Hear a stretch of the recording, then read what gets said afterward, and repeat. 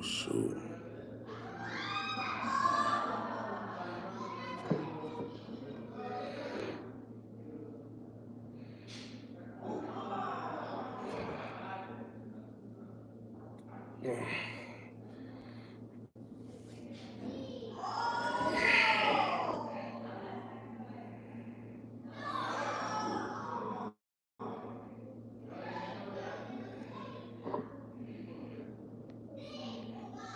Yo, what's up, family? What's going on?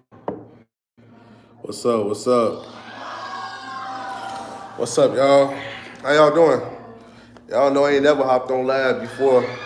I want to answer a lot of y'all questions today. I ain't got nothing to do, but I want to answer a lot of you guys' questions. Like, I wish this was like Instagram Live or something like that, where I could just click a button and, put one of y'all on or something like that. How y'all doing? How y'all doing? How y'all doing? Getting out of contracts. That's the main thing. Driver's license, registration, and all that. You want to get out of everything. That's how they pull people in for the most part. Um, Today, I want to talk about business too. I want to touch bases on business because, a lot of people, been asking me about this, and they've been taking this stuff serious. Serious entrepreneurs out here. Come on, Mark. What's up, bro? What's going on, family?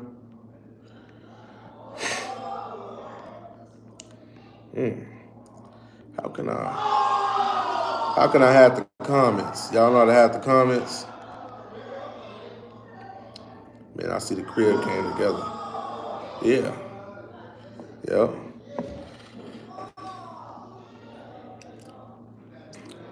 Yo, so look. Y'all, hold on, y'all hear somebody in the back? They must be having a party or something. I think they having a party. What's up, family? Look, I'm about to have a Zoom real soon. We about to have another credit reporting Zoom that's gonna come up real soon. I just gotta schedule a date. And also, I want to touch bases on business, really, because I want to see how far you guys got with the credit reporting software and also the EIN. So far, I got one person, he got approved through Equifax. One person. He probably the most serious one. He was not playing, but, he been doing it even just before me. I just put him on game with a little bit of more, but he been doing it for a minute. What? Y'all for real? Let me see.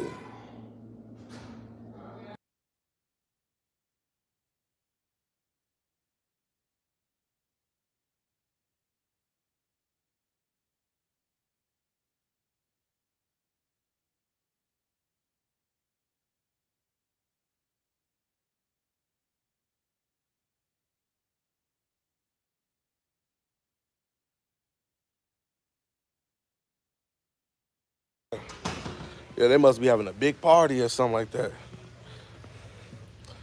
They must keep having parties, man. But what's up, family? What's up? How y'all doing?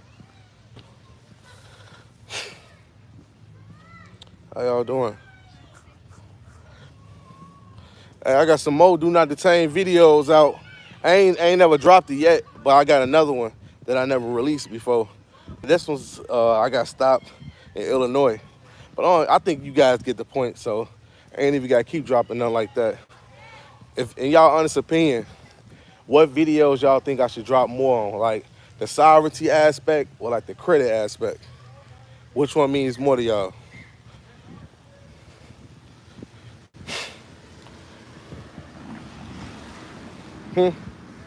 Please. Negotiable instruments. What you mean by negotiable instruments? Both? The sovereignty? Nah, I think y'all more in love with money. I don't think y'all care about being sovereign no more. I really believe that everybody is just infatuated with money. I do not think nobody likes sovereignty no more. Because if I had to put a measurement on how many people went to the EIN Zooms versus the status change Zooms, Like 50 people came to the status change Zoom. Over 100 people went to the EIN Zoom. That should let you know something. That should let y'all know something right there. And I want to talk more about this, right? Because I'm finna show y'all the documents, right? Like the contracts and all that, like with Navy Fed. I'm about to show y'all everything, right? And I'm gonna show y'all how they get y'all with these car notes. And I'm looking at it, I'm like, what? This is what they really use, but let me show you. I'm about to go in the house right now, and I'm about to show y'all what they use to like pull people in and everything like that. Like to, let me see. Hold on, family, hold on. Hold on. Oh, shoot.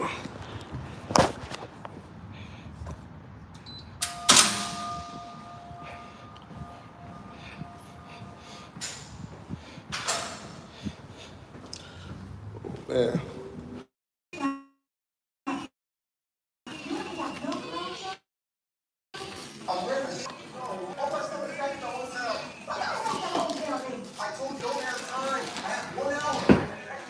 Hold on. Now look. Now look.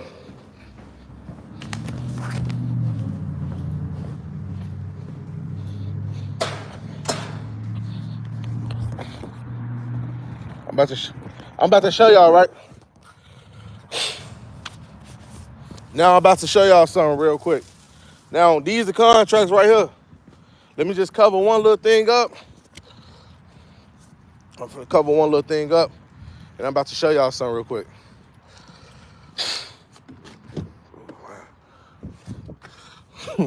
Let me see something.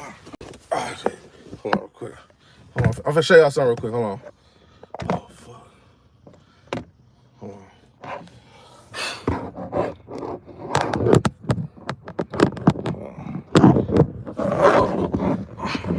Damn. All right, here you go right here. Hold on. Let me show y'all something real quick. Hold on. Hold on. I'm finna show y'all this. Let me show y'all something. Hold on. I'm finna show y'all right now.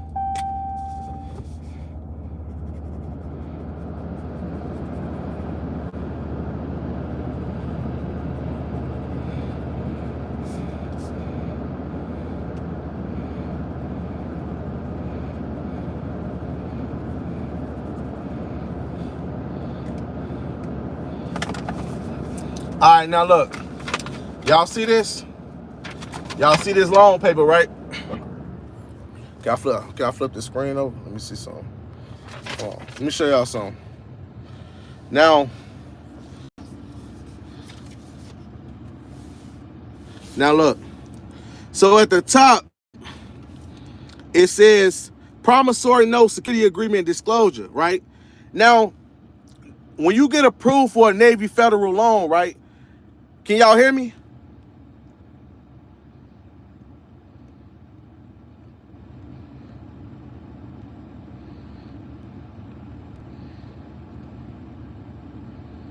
Appreciate it. All right, now look. Now, one thing I want y'all to know, right? So when you get approved, say if you get approved for a $74,000 Navy federal loan, right? So the loan don't start until you use the funds at a dealership. Now, after I use the funds at the dealership, this is the contract, right? So this is for this truck, right? So you will read it right here. It say promissory note, security agreement and disclosure, right? This document includes a promissory note, a security agreement, and a truth in lending disclosure. They got something down there talking about truth in lending. Please read everything carefully. There are additional terms and conditions on the reverse side. You are bound by those terms and conditions as well as those on this side. Navy Federal Credit Union identified in this document as Navy Federal and the applicant members, co-applicant and any grantor will be identified as the applicant. Do not alter this document. Notify us if change is necessary. Verify all completed spaces. Complete signatures where indicated where right here, right? So look. So for the price of the vehicle, it was how much the vehicle was? In total was $66,000. $66,000, right? 2% interest, 2.9% interest, right? It's a 2022 Dodge Ram, right? So this right here is where they want you to sign it, right? This is what they want you to sign. Where it say return loan payment fee, right? No, hold on. Right here, right here. When it actually right, I want to say right over here where it say we clarify all information provided by me is true, complete. Section 1014 title USC code makes it a federal crime knowingly make a false statement or report in the application for the purpose of influencing a federal credit union, right? So if I were to put my signature right here, what would have happened was, let me read all the terms first. So look, you got applicant member, right? So right above my name, they'll want me to sign right above my name, right? Let me turn this around. Now, let's look at certain things that they want me to do. Promise to pay. The applicants jointly and severely waiving rights of demand and notice hereby promise to pay to the order of Navy Federal the amount shown in the truth in lending disclosure on the reverse with interest on the unpaid balance at the annual percentage rate, APR, as shown in the payment schedule. Interest is charged on a daily basis from the date of the promissory note. APR does not reflect the effect of deposits required to secure this loan. So let's go down, right? You will see this. Now, I want to get to this one. This the best one, right? Default agreement, right? So all this right here is letting you know that you will be in a full contract with them, right?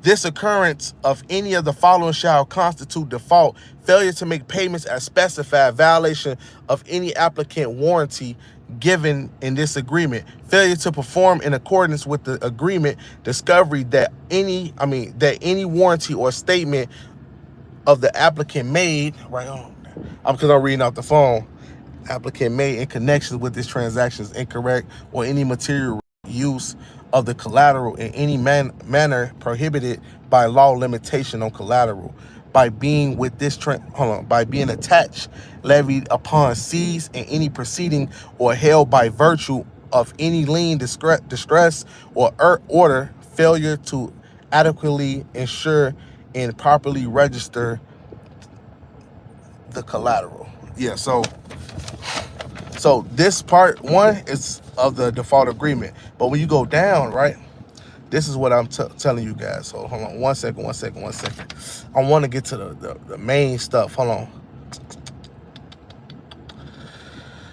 Because on here they got the same thing when they was talking about, let me show y'all. Hold on. Oh, dang, where is it? All right, okay, here, right. The certificate of title must show the individual applicant owner as the registered owner of the collateral. Failure to comply, right, with this request can result in Navy Federal converting this loan annual percentage rate to a Navy Federal prevailing unsecured personal loan rate, and can increase your monthly payment if Navy Federal exercises right to file for the lien recorded title. Filings will appear as a debit on the applicant's savings account, the applicant's savings account, right? So pretty much, if you was to sign, when you get the loan, right, when you get the draft loan and you sign the document, when you sign this, you send this back to them, you just obligated yourself to the whole loan. You obligated, because it's not even just the title. It's when you sign the document. That's why they keep asking me, sir, have you signed your promissory note and agreements to send it back to us? No, because if I send it, that means the loan started. But if I never send it to them, the loan never started. The loan is dead. Ain't no loan. It's over with. Ain't no damn loan. Ain't no lien on the car, so ain't no title. So they can't even request for the title if I don't sign this. So if I don't sign it, it's a free car. They can't send me to court. Why? Because I haven't signed the title. I mean, not the title. Not only the title is not signed by them, but this document is the most important thing. So when they give you a blank check, right? When they give you a draft check, They paid for the vehicle, right? But you told the dealer, look, don't put it in their name. You just seen it in the disclosure. Well, Navy Federal, if they don't receive the title, they will convert your loan into an unsecured personal loan, right? Now, if they going to convert your loan to an unsecured personal loan, that means they at least have this. But if they don't have this signature too, you win both ways. So now you get a free truck, and I'm selling it. I don't even want it. Like I want the money. I don't care about no truck. I get another truck, credit at 736 on Experian, and it's at a 741 on my TransUnion hidden. So I ain't even worried about that. So I can take these off my credit. And I got 2 auto loans with them, right? So they send me my promissory note for both of these, right? But if I was to sign it and send it to them, then I would subject myself to that. I already used my EIN. My account's under my EIN. Ain't nothing under my social. Ain't nothing under my social. All this is my EIN. This is my EIN. This EIN. No social. My social can't even get it. My social dead. It's deceased. It's not even alive no more. I got 3 inquiries on my social. 3. And remember, inquiries go off every 24 months, and I don't dispute inquiries on my social. So I only use the EIN. But when y'all use a draft check, and it can be for any bank. It don't even got to be for Navy Federal. It can be for any bank, any credit union bank. So once you get the loan, get a vehicle, you got to make sure that you don't sign this. If you sign this, you subject yourself to that loan, and you have to pay that loan back. You got to pay the whole thing back. Because even if you don't, say for instance, if I sold the truck, but I sign this, if I sign it, they can take it to court. And once they take it to court, now since they don't have any property, it's over with. Like, it's just going to be on the file. But they got real claims once you make a sign, once you sign this, because that's when the loan started. For all they know, all I did is bought a truck. Who said whoever said I signed a contract with them? Ain't no contracts until you get the car. Ain't no damn contracts. So this is the contract right here. But since you didn't sign it, you are all good. You ain't got none. You ain't got no contracts with them. You ain't saying nothing with them. So they couldn't even take it to court. Even if they wanted to, they'd be like, we ain't got a contract with him. He ain't even signed a promissory note. That's why they try to make it so serious. Like, sir, is you going to sign the promissory note? Because once you sign the promissory note, you subject yourself to the full amount, and you got to pay the interest on top of that. You just cheat. A lot of people cheating their damn self. A lot of people are cheating themselves because they just want to sign some stuff and mess themselves over without even reading the fine blueprint. Sometimes good to read. It's really good to read. So, yeah, that's how that worked, y'all. That's how that worked. With converting the auto loan into an unsecured personal loan. And also, that's another thing. It's so easy to take off your credit if you never made a payment. No contract's been signed. The title is not in their name, and no payment's been made. 3. That's how you get in. Because once you go to the credit bureaus, I don't recognize this account. And once you say you don't recognize the account, they're going to say they have no standing because Navy Federal ain't got the promissory note. They ain't got a payment. They ain't got nothing. So all they can say is, man, it's nothing we can do. There's nothing you can do after that. It's over. It's over. That's how the whole thing works. It's over just like that. So yeah, that's how that worked. With car notes and all that stuff. Like, that's how that whole thing worked. How did you not sign at the dealership? The dealership is not the contract with Navy Federal. You don't sign a contract with the dealership. You just sign a purchaser agreement. That's all you sign with them. It's my promissory note. That's all I signed with them. I ain't signed no contract because you're not getting in-house financing. That was another bank financing. So Navy Federal will give you a check, you will purchase it, but I told them I want to register out of state because when you register a car out of state, then the state you live in, every dealership within the state can file electronically to Tallahassee's in Florida. So that means the car will have a lien on the end and be registered, but the lien will be in Navy Federal name. But so I told them to register it out of state because they can't do that same thing with Illinois. Only thing they can do is pay the taxes in Illinois, but it has no title. So if they ain't got no title on it, it's mine. So all I got to do is request the MCO directly from RAM, and RAM will get an MCO in my name, and I could take that to DMV out here in Florida and get a title for it and sell it. It's just like that. That's how it really works. Where like, because every time you go to the dealership with that check, you want to say, man, I want to register it out of state. I register at my grandma. I don't be over there. I don't even be over there. I don't live over there. But I just made sure I did that. And also I used the international driver's license to buy the vehicle. So it was very easy for me to get in and get out with no problems at all. Because the check is just them giving you giving you the money. But after that, that's when you go ahead and do everything else. Like, that's when you got to go ahead and do your due diligence. And you make sure that you do not sign this document. Because the moment you sign this document, you jack, and you send it to them, you just obligated yourself to it. Some people got $150,000 car notes and paid $10,000-$20,000 on that car and lost the whole car. And now they looking stupid. They looking stupid, like stupid now. And guess what? This is what happened. This is my situation, right? I'm gonna tell you how my situation is, right? So the truck is $66,000. I know it's worth more than that, right? It's 2022. It's worth $66,000. I can get 50 for it, right? Now check this out. Say if I sold it and I took it off my credit. Now imagine my credit already at 736. It's nothing for me to do it again and again and again, right? But the thing about it is, imagine getting $100,000 car, and you put the bank as the lien holder, and you paid up to $20,000 on that car. And guess what happened after that? You end up losing the car due to a repossession. And once you lose the car, say if you can't even pay it back, you can't even pay anything back, and they'll give you a deadline like, look, you got 30 days to take it out of repo. And so you got 30 days to take it out of repo, and you can't even take it out in 30 days. Because remember, you missed 3 months. So if each month was like, each month was like $1,500. So $1,500, you're looking at $4,500. And you like, hell no, I ain't even got it. Now they finna take it to a public auction. And now my homie might buy because he got a dealer's license. So he buy the car $40,000, $50,000. And so that's the money that they could recuperate from the loan. So you put $20,000 with it. The auction bought it for $45,000. And Navy Federal, whatever bank you get it from, they on your ass. It's on your credit.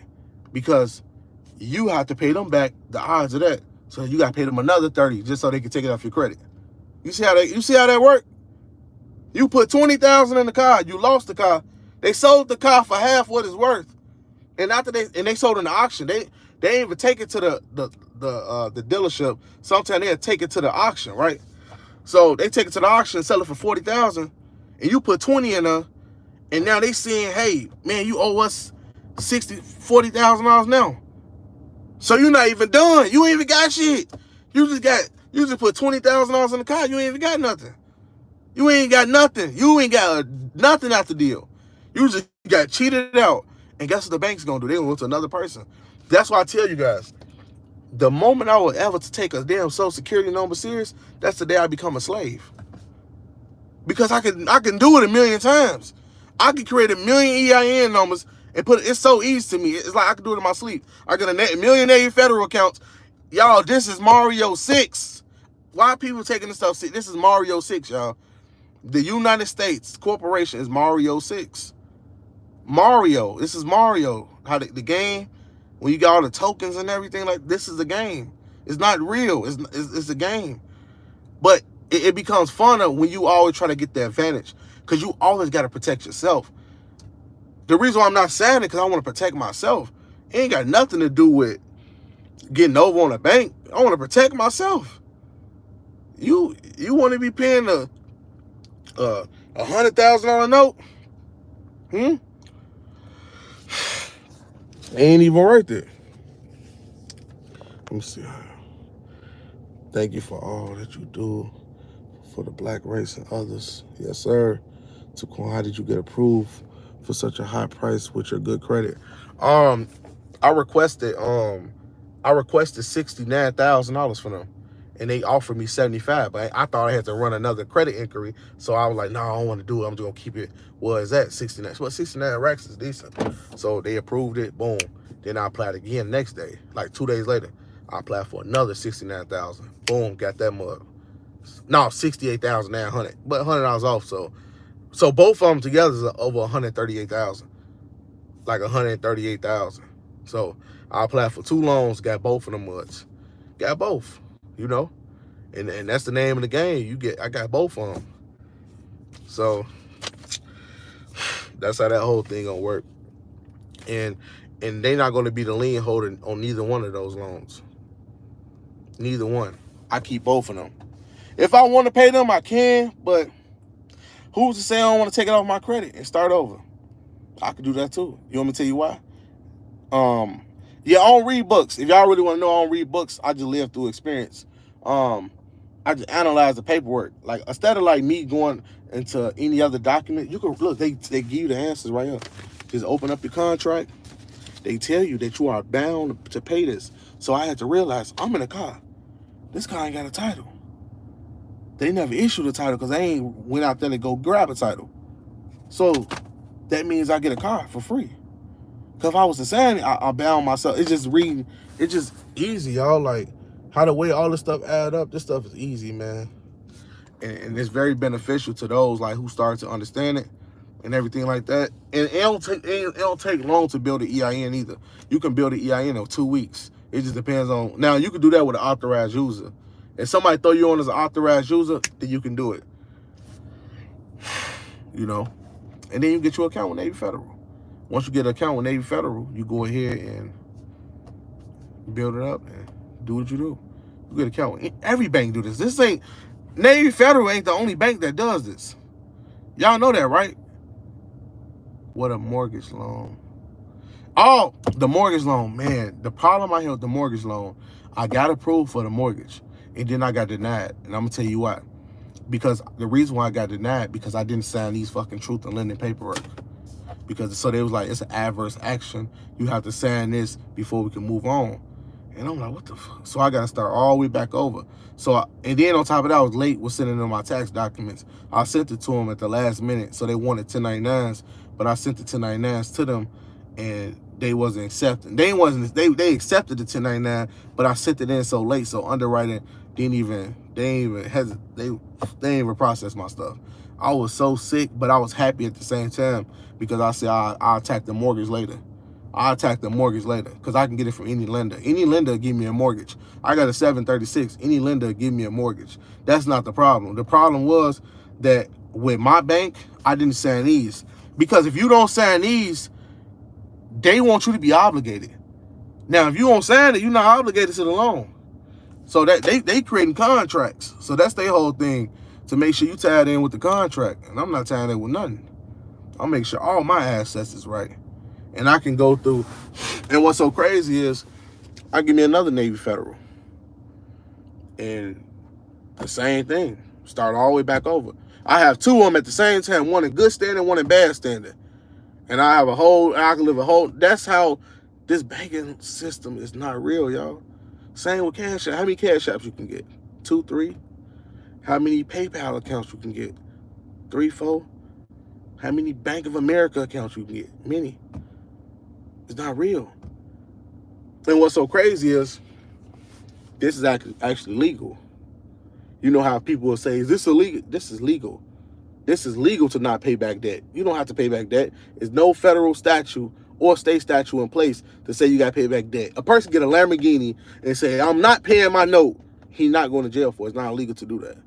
It's not illegal. And he can say, I'm going to take it off my credit. It's not illegal to do that. Anybody can do that. Anybody. That's what makes the game even better, because you know, like, you're not going to go to jail behind this. And what's so crazy about the EIN? EINs give you an option to say what's the primary purpose of you opening up this EIN number. For banking purposes only.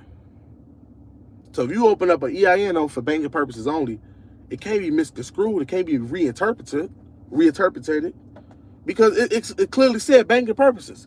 So if I get a bank account with an EIN number and I apply for a credit card with that same EIN and that credit card company approved me, and now that credit card company generated a score and I went to go apply for an auto loan and it got approved, how is that fraud? It's not fraud at all. It's just the fact that many people don't read. It's the fact that many people don't know like the loopholes in the system, you know. And that's what a lot of people missing. They missing these loopholes and everything like that. We need them primary trade lines. It's a couple places you can go for them primary trade lines. Friends, family, anybody. Anybody will sell you a trade line, bro. Anybody will sell you a trade line.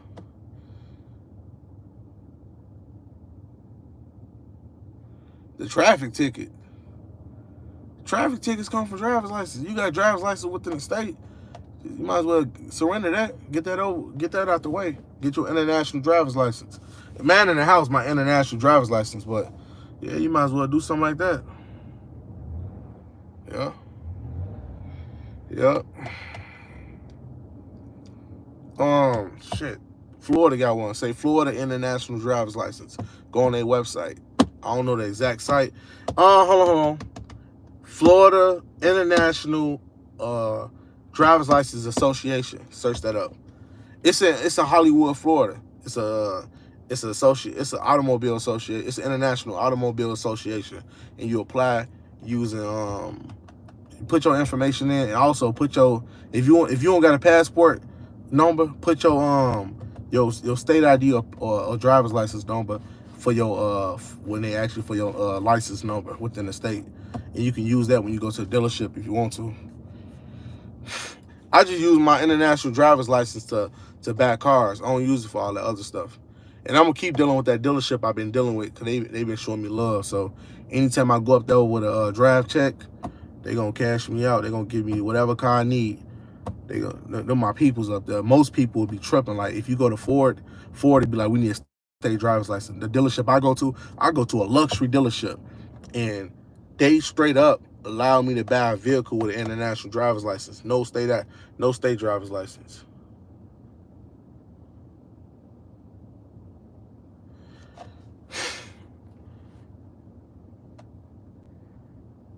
Banking purpose, yeah. When you apply for the EIN number, they ask you what's the purpose. Starting a new business, changing your business, updating the existing business, banking purposes. It's actually on the third tab, the third one. Go apply for one tomorrow, you will see it. So before any of this, you should change this to hell. Y'all listen, status change has nothing to do with credit, y'all. It has nothing to do with credit. It only got 1% to do with credit. When you do a status change, you trying to get up out their jurisdiction. When you're dealing with credit, that's credit. Anybody can do credit. Anybody can deal with credit. Your grandma can deal with credit. A U.S. citizen, a foreigner can deal with credit. And those would be some of the best people. Those would be the best people to actually do the EIN process. Like, if you're not originally from America, and you come from a whole nother country, and you don't got a social security number at all, like my son, when he get older, when he use the EINs, he gonna have fun with them. You want me to tell you why? He ain't got nothing in their jurisdiction. He ain't got no social. It cannot be misconstrued or nothing. Like, he really will be private, because if he don't got no social and oh shoot, my bad, y'all. Because if he don't got no social security number, that's what he'll be using. That's what he'll be using. That's what my son will be using, y'all. He'll be using this EIN number. If you ask me, the best way I discharge that is through the credit bureaus. It's through the credit bureaus. So if you got a mortgage, and you say if you put a land patent on there, but it's affecting like your home and everything like that, what you can do is you can dispute it through the credit bureaus, take a mortgage off. Mortgages are way more harder to dispute, because they actually make sure you sign some shit before you get in the house. Remember, they make long. Ain't no, so you gonna see your paperwork in the mail. It don't work like that. Like, I'm gonna be honest, right? Like, me personally, I'm the type of person who will go to the extent of a lot of things, right? So the average person, he might do something way different. Or this is another thing that people don't even know what you can do, right? So if you got a vehicle and you got to lean out on it, right? And say if it's like a Lamborghini, right? Now, what makes a car title? What makes the title is the VIN number. The way you can change all that is you have to get a new body. What's that called again? Frame. You have to get a new car frame for a Lamborghini. But say if that frame like 40, 50,000. But if you buy a new frame and you get the title for that frame and you get them to swap that mud out, what'll happen is that'll be your whole car. So basically, you wouldn't even have to worry about the dealer. They couldn't even repossess the vehicle because it's under a whole entirely new VIN. But who finna go to that extent? People just strip the parts out, sell the engine, sell everything like that. Like, who really finna do that? I don't think that many people would do that. You open up a bank account once you establish credit on them. No, I don't go to the banking institutions with my international driver's license. I go to the banking institutions with my passport. I can use my passport, anything. It don't link up to my name or social. So that's how I'm able to use my EIN. A lot of people use their driver's license, but it got one specific address. You stuck at that one address. So that's why I use a passport, because ain't no address on there. They go off any address I give them. So I can say I live on 12 Main Street. They gotta say I live there. I can say I live in Chicago. They gotta say I live there. I can say I live in Maryland. They gotta say I live there. Prove I'm lying. That be the thing right there. That be the thing right there, y'all.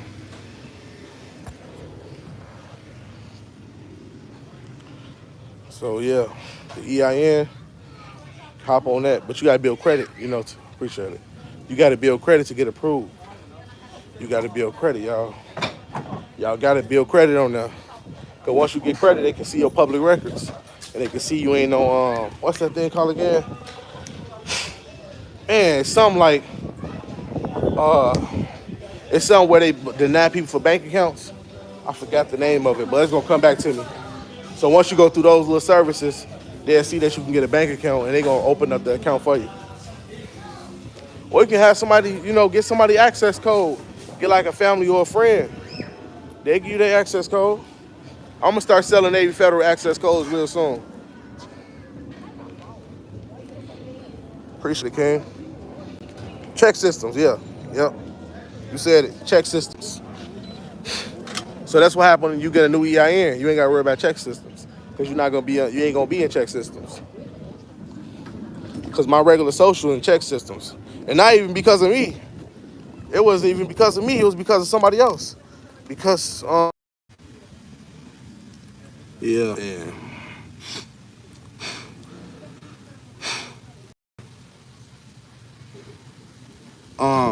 You gotta give them a PO box address. Then yeah, that's cool.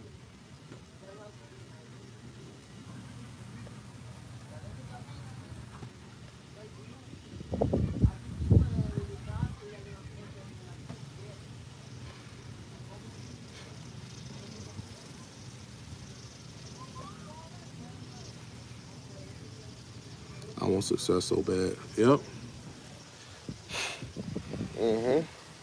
What y'all gonna do with it? Y'all get 50,000. What y'all gonna do with it?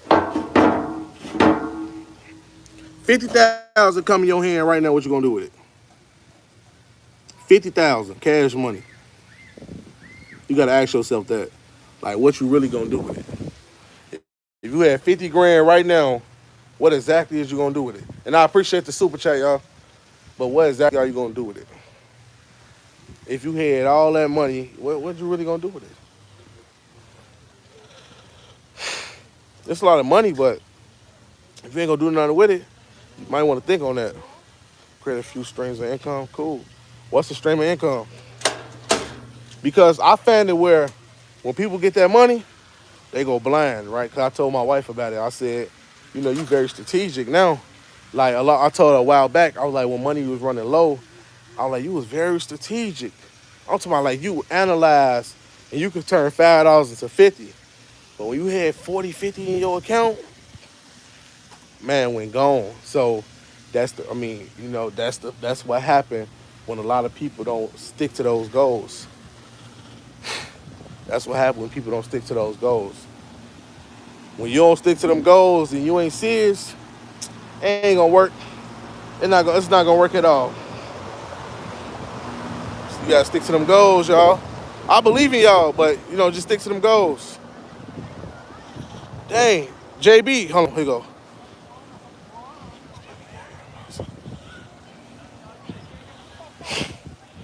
Oh, the EIN, that's the whole consultation, y'all. Because if I had to answer all the questions about EIN, like, of course, that's a whole consultation to break it down.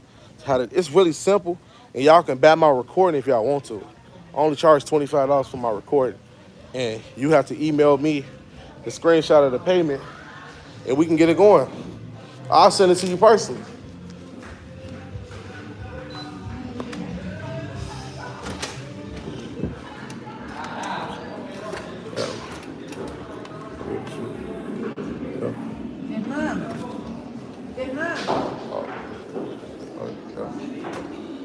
Yeah. Oh, shoot.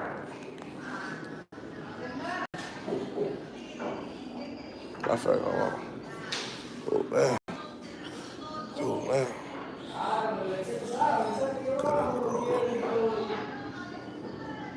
Dimona Estates. DIMONA Estates. ESTATES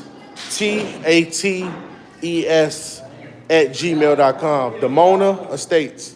That's my email if y'all want to contact me. If you guys want any information regarding this, just hit me up. Just hit me up.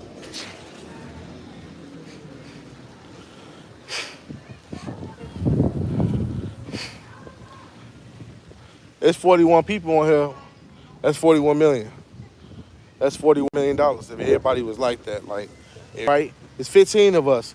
And I try to text everybody in the group chat, but it's like it keep going back. It's not valid or something like that. So I have to call everybody instantly. So, yeah, we still got our team going on, y'all. Still got the group of 15.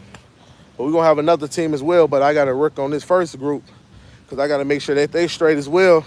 Because they was the only one that came to the financial literacy class. Anybody who was coming to the financial literacy class, we was going to have, the group session and everything like that. And we was going to talk about some real stuff like, man, how we going to do this? Who going to play certain positions? Like, say, for instance, if I got some money, I'm going to be the one buying the product. But it's little things that I really can't do. Like, say, for instance, financial statements. You got Mama G. She probably want to do that. You got situations where I might need a website to be designed. You got somebody else that might be decent at websites. So those things are important because everybody can play a position. Because if you got the finances, you can do the investing. Everybody else can do the work, but we all gonna benefit the same. Like, we all gonna benefit the same. So nobody's gonna be over the next person. Like, everybody gonna have an equal cut paycheck, And what's so crazy, this is the thing. People who not rich don't work together. And people who rich work together. And people say, well, rich people don't work together. Then why do Walmart sell Kit Kats? Then why do Target sell Apple iPhones and PlayStations? Because they got to network with that company in order to sell their products. They got to network with that company to sell their products. So the way we'd be rich, I guarantee you, man, look, all of us that work at a temp agency get $2,000, and we'll probably have 100,000 in our portfolio. Ain't nobody gonna do that. You see how ain't nobody gonna do that? That's the thing. Just for the idea that like that we can all make it. That we'll know, like, all right, we all can make it. We all can benefit from this whole thing. But it's like everybody got to work together, Ain't nobody bigger than the next person. It just, like I say, I watch what the banks do. I watch what institutions do. I watch what real creditors do. I don't watch what some dude on YouTube talking.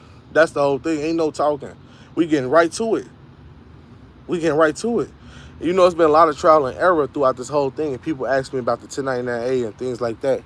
Like I say, the 1099 theory been tested, it's been reviewed, and there ain't no results from it. Now, if y'all still want to live by that fantasy, then there's one thing. But we still got to be in a position where, okay, that was trial and error. What's the next step? Okay, EIN, that's the next step. But what are we going to do once we get the EIN set up? So once we get the EIN set up, are you trying to establish, like, what you trying to get, like, the material? You trying to build something? Like, what you trying to put together? That's what I'm saying. Like, me and the brother, right? Now, I ain't spoke on that update yet, right? About those machines. So far, we made $5,500 off the machines. So for the second day, so I listed on the first day, ain't made no sales. So the second day, we got up to $3,600 in sales, going on $3,700. Then the next day we got up to $1,840 in sales. Both of them combined is $5,600. So $5,600 off 3 machines. We still got 7 more machines to sell. So once those 7 machines gone, we'll be past $17,000. 17,000 right there. And this one brother, now remind you, I don't know him from a can of paint. Don't know him at all. Like it just showed like the trustworthiness, and I felt honored by that. I'm like, man, this man trusts me. Do you know, like, a random person on YouTube would have ran off with it, blocked him, and he would have convinced y'all that the dude was a scammer and all that. You know, he would have, like, this is crazy. So I feel like I'm obligated to, like, make sure that everybody straight, that everybody get the same benefit of the doubt. Like, you feel me? Like, make sure everybody benefit from this. Yeah, because he don't even know me. He spent $9,000 off his business credit card. And I personally want to see, was he serious? So we both test each other. Hold on.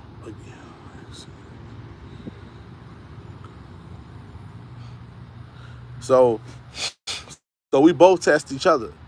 So he had to, figure me out about me, and I had to see it him. So when he did the payment,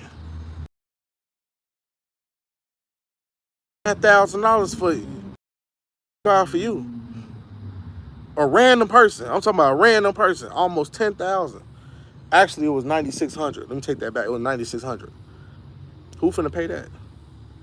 $9,600. Who finna pay that?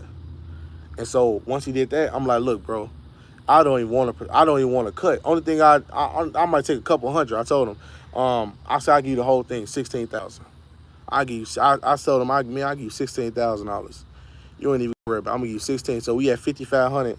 Now we got we got 10,500 left. So we going after that. We going to the moon. Cause imagine you got 400 in credit, 400,000. Person, he don't know how to. Like me showing him the numbers, he know. He's like, okay. And I'm gonna show y'all something, right? Now, this is what I was telling him about, right? And they ain't dropped this video. Man,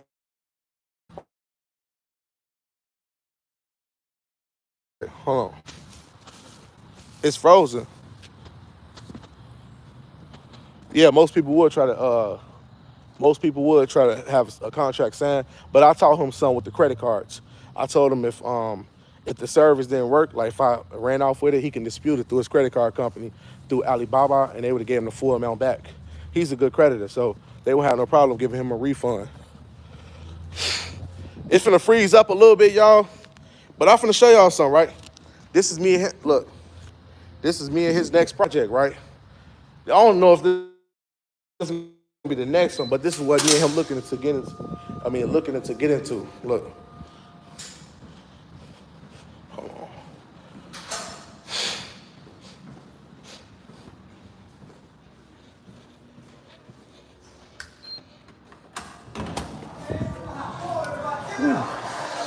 Ooh, it's cold up there. Yeah, I'm still on that. Hold on. I'm gonna show y'all something.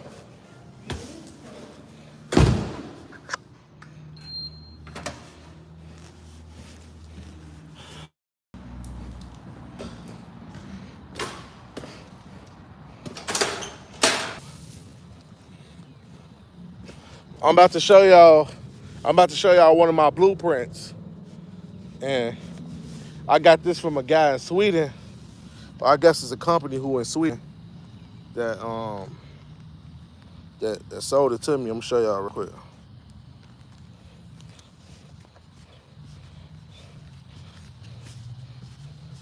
Now look, Now look, I'll show y'all something. Let me show y'all something.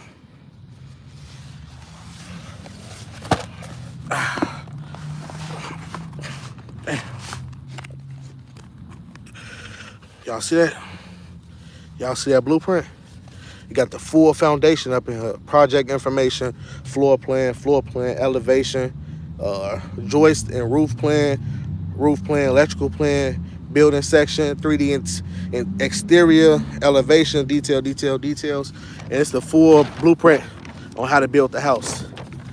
This give you everything, the full breakdown, y'all. That's what we on right now. Trying to get a house built. Yeah. But let me show y'all, man, because this mud rolling. Especially when you keep this mud rolled up for like for months. Man. Hold on. Damn. Ooh, man.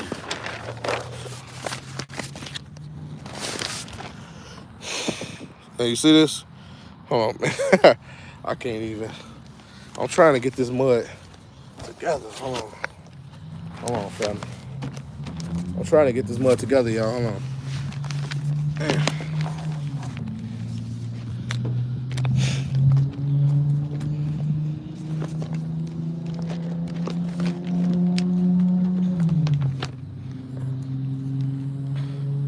Y'all see this? I might gotta wipe off the screen. Hold on. Y'all see this? Y'all see that? I just did.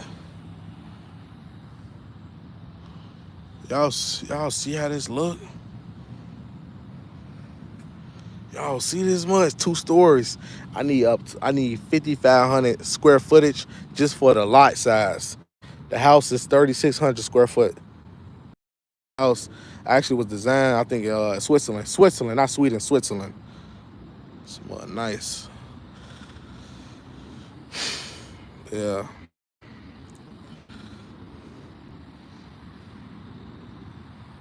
Yeah. Yep. Gonna have to get a building permit.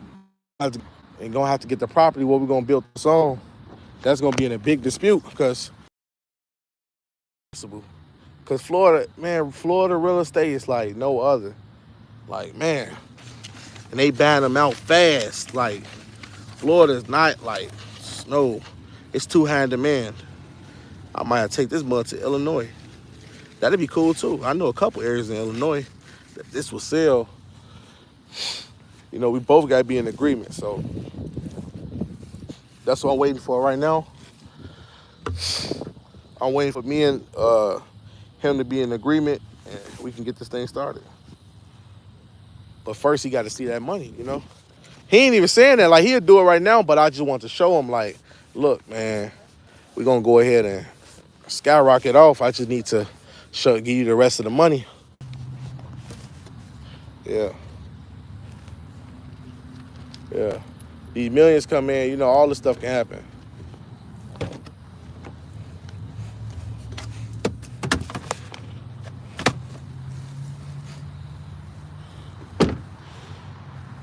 Yeah, build out apartment complexes. That's cool right there. Shipping containers.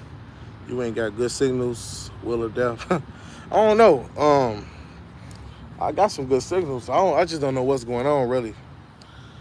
Cause I guess we keep turning the phone and stuff like that.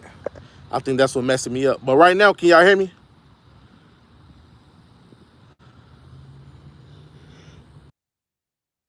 Damn.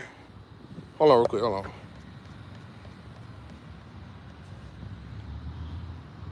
Okay. Now look. What's my opinion about David Straight? Don't look at the fact of what information that anybody give you, right? Always look at the results. It's frozen right now? Is it good right now? All right, okay, cool. I had to delete all my apps and all that stuff, right? So look, don't look at the fact of what someone tells you. Don't look at that. Look at results. Don't look at anything else. I'm a liar. Chris Howell's a liar. Everybody's a liar. Just see what they got, and then you will see if they telling the truth. Because the result shows, like, results is everything. If a person can show you step-by-step results and you see them benefiting from it and they telling you something, then you're like, okay, I got to believe them. That's all it really is, about results. It's not about what we say, it's about results. That's it. It's about nothing else but results. Anything I tell you guys, I'm going to show you. Y'all want to, matter of fact, I'm going to show y'all the Amazon reports. I'll show y'all that probably tonight. I got to go to my computer, screenshot it, and send it right to y'all. Send the whole thing to y'all. But like I said, it's all about results. That's what the main thing that matters, the results. Nothing else. So once somebody come to you guys and they say, oh man, you can buy a house with a marshmallow. Shit, see them do it. Once they buy a house with a marshmallow, you tell them the truth. But if you don't buy it, then, you know, like I say, a lot of these conditional acceptance, these discharging of debt and obligations, a lot of this stuff come from people just testing and learning. A lot of people learning. A lot of my methods is learned. It's not nothing that I just, like some I seen on TV. So when people say books, what book's gonna teach me how to create a EIN to create into a personal credit profile, then how to use that score, obtain a vehicle, don't get it registered, and get it out of the state, and keep the car and don't pay like none of that stuff is up in no books. That stuff not in no books. That's some stuff I caught on to. What about the address thing? That address stuff ain't on no books. So we all go to, a lot of these people talk about the administrative process or tell the court that, I'm operating as a trust. The thing about it, they don't know about jurisdiction. So what I did was, personally, how I felt about jurisdiction and everything like that, I read the statutes on it. And when I read the statutes, it taught me everything about it. So I looked into it and I was wondering, how do people get it? And I found out how they actually got it. And then it messed my head up because I was like, dang. So that's how they got jurisdiction over me. So you had me thinking crazy. I'm like, man, did I do something wrong? Did I say something wrong? But you just gave an address. That's the only thing that how they got jurisdiction. So people overthinking sometimes, but whole time's the simplest stuff. I'm very simple when it comes to delivering information because it's very simple when getting results. All that stuff is, simple. We said move on. Some people in our community want to see results before they move in information, unfortunately. Yeah, it be like that, bro. A lot of people want fast results. But if you want fast results, spend some real money. You can get fast results, spend some real money. You can get fast results from the EIN, spend some real money. Spend $800 on the trade line for a $30,000 trade line and let that trade line been up 8 years. And I guarantee you going to have a 780 credit score. And I guarantee you can go in Navy Federal Bank and get a $20,000 loan. But yeah, you trying to pay me $150, but expect to get $1 million results. No, it don't work like that. I can just teach you how to set up one. And once you set up one, you can just use it as your credit. But as far as you getting those type of schools with that type of history, put some money, pay somebody for their trade line. If you're willing to pay for it, you can get it. Trust me, you can get it. You can get it. You come with that money, you can get it. I promise you can get it in a heartbeat. But if you come cheap, you gotta be strategic. Like me, I didn't pay anything to get my EIN the way it was, but it was all for relationships. So somebody did it for me off the strength of what I taught them and what they know now, and so now they using it for their own advantage as well. So it was just a fair trade. So I built my EIN actually up on accident because my Bank of America card not even linked to my EIN. They linked it because of the address and the profile. So the credit profile linked up together, and somehow that generated a score of 670 to my EIN number.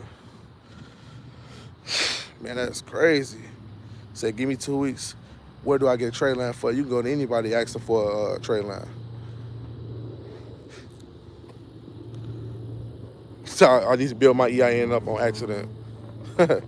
Yeah, I built that mud on accident. I ain't even intentionally tried to build it. It just so happened that I had a score. It was a clean profile. And shit, it was time to move from the last place. So, and so I was like, skip it. I applied for another place. Man, I'm a convicted felon. So they ran my information for the EIN number. They approved it instantly. They said, conditional approval because I ain't had really no score. Now, this is before I had the score when I applied for here, because I applied for here months before I moved in. So I ain't had no score, but it was a profile. She said, "Is this a new social security number?" I'm like, "No, this is not a new social security number." I said, "I just never applied for credit in my life." She was like, "Oh, okay." They processed it. They said I gotta buy get Jetty bond. A Jetty bond is like you paying to reinsure that you gonna make the payments. And so after I did that, they approved the whole thing. Cause she said, "I ran it." She said, "We completed your background check. That's cleared." I'm like, "Cleared?" I'm like, "Do you know who you talking to?" But it's cleared, y'all. So I need a consultation, man. I'm money ready. You can get a consultation. Anybody can get a consultation. The thing about it, right? When we do the consultation, I'm not trying to get y'all to a point where y'all just know. I want y'all to understand it to a way you can be creative with it. Because when you understand something, you creative with it. You articulate things very easy. Like having knowledge and understanding is two different things. Knowing and understanding is two different things. That's like hearing versus listening. Those are two different things. Like, because one of them have a very deep meaning to it, especially when I give you full in depth on what to do. You have to be creative with it. Like me with the EIN, I got to be creative with it. It's not necessarily like, oh, just one way I went. No, I put as many accounts as I can on my EIN. I apply for many cars as I can. I apply for mortgages. I applied and I put utility bills on there. I put everything on there just to make it strong, make it good. And so once I made it good, it was best. It was in my best interest. Like, okay, I can do this. I can do that. I can do that. And I was very articulate putting everything together. And it was simple. Putting together EIN ain't nothing. I can do it 100 times more. I just got a new Chase bank account with my next EIN. I got a whole new one I'm working on right now. Got a Chase bank account with that one. But I don't even want Chase. Chase weak. I want them credit unions. That's what I need. All credit union banks. I need to build some relationship. USAA, Navy Fed, them my family right there. Those are my family right there. So, knowledge without. Yep. Yep.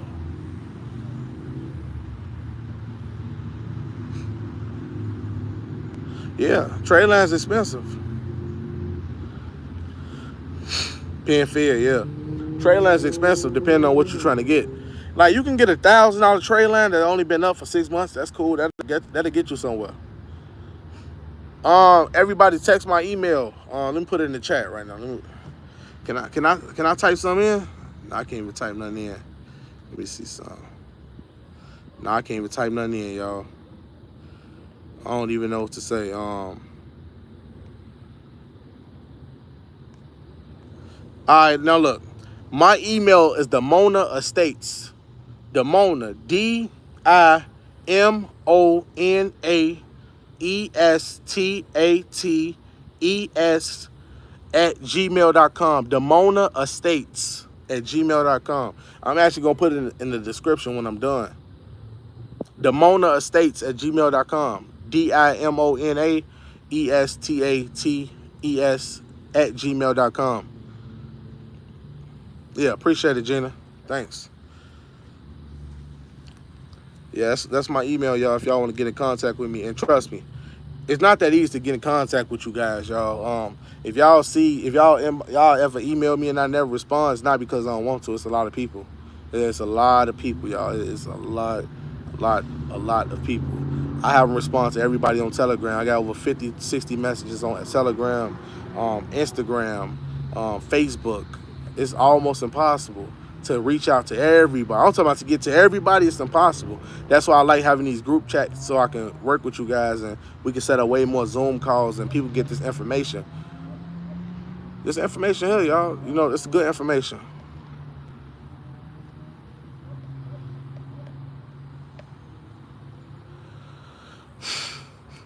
Okay, cool. Anybody got any questions? I want to put some of y'all on. How can I add one of y'all? I don't even. It's not like Instagram or nothing like that. So, can you reset passcode for the Zoom I bought? No. Send me another request, bro. Screenshot the payment, and I'm gonna send you another one. I just loaded everything on my hard drive, so I can send it directly to you. My bad. You own any crypto? No, I don't deal with crypto. I actually I'm gonna tell you, Coinbase, right? Now, if you was with Coinbase over 3 months and you got like a major bank account linked to them, and say if you ain't got nothing in that bank account, you can have $0 in that bank account, right? And so I had my Chase Bank linked to them, but I was buying $200 crypto, investing into like IOTEX, and so it was like 14 cents a pop. They jumped up to 56 cents. Now I've been got up out of that since since it jumped up to 21 cents. So I left. I walked away with a profit.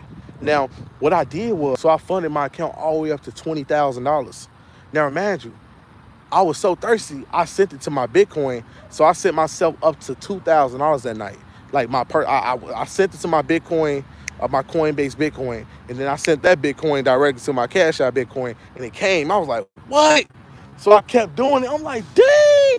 But that's like a little hack, y'all. Like, it's crazy. Is you can use that 20 that you for the credit your account. You can put that. Yes. Sunset, y'all. Florida got a beautiful sunset, man. I love coming from Chicago. I love Florida. It's like heaven right here. Fund a Bitcoin account, but you got 8 days to that shit flip. So in 8 days, say if it flipped to like 19,000 on Bitcoin and it jumped up to 25,000, you just up $6,000 for free. Now if you miss and that shit go all the way down, you're gonna owe them. But if it hit, you're gonna have your money. So they keep trying to collect the money from your account. They're gonna tell you, look, if you don't put this money in the account, we're gonna be forced to freeze all of your pending transactions. So they give you like 10 days in total. You have like 10 days to do all that stuff. You got 10 days. And that's a lick. Like, I lost out on it because Bitcoin want to go all the way down. So I had 16,000 in Bitcoin. It kept going down. I was like, man, what? That was going to be a come up out this world. Like, so yeah, check that out, y'all. Yep. Yep. Y'all can do that anytime y'all want.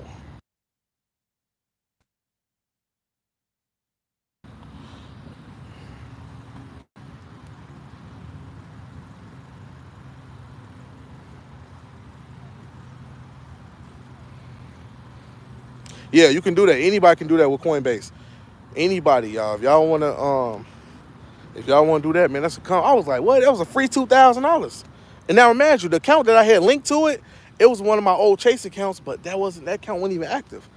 I just had that account on there for like over a month, and Coinbase let all that stuff go through. They let all the transactions go through. So I kept switching to 16,000 to different stocks, and I'm losing. I'm taking a hit on every stock. So I'm steady switching around, trying to see can I get the profit so this stuff can be in the positive and no.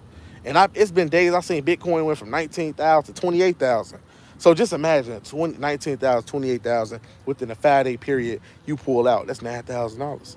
And say if you went ahead and did the same thing, because now you could keep playing with them like that. You could keep playing with them, and that's free. That's free game, y'all. Like, anybody can do it. Like, that's crazy. And actually, I'm gonna send a screenshot. I never told nobody about that, but my wife, she know about it, and she was like, "That's crazy." I was doing it right in front of her face because I was on the airport. Now this is the time I was broke. Like, this is like, before I went to trial for my last case, way before I went to trial, I was like, I wasn't broke, but I ain't had it. Oh, I had enough for rent and little stuff, but I ain't had no money. So when I did that, that was like a come up. That was a come up like crazy. I was like, dang, that was fun. But somebody said, would you suggest the first step to becoming independent? I have 2 sons to support. I can't just quit my job, but I'm studying diligently evenings and weekends.